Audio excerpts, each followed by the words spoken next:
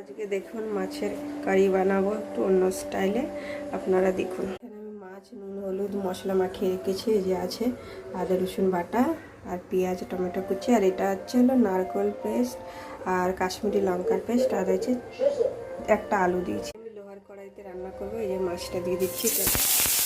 ছোট্ট হাঁড়ি, আপনাদের কাদের কাদের পছন্দ আছে বলবেন। মাছগুলো ভেজে নেবো, ভেজে নিচ্ছি। আলুটাকে ভেজে নেবো। লোহার কড়াইতে অনেকটা পুড়ে গেছে। আর জিরে ফোড়ন দিয়েছি আমি, সাথে পেঁয়াজটা দিয়ে দেবো। ভালো করে ভেজে নেবো স্টাইলগুলো, তাই একটু কড়ি পাতাও দেবো, নারকেল দিয়ে বেটে দিচ্ছি তো।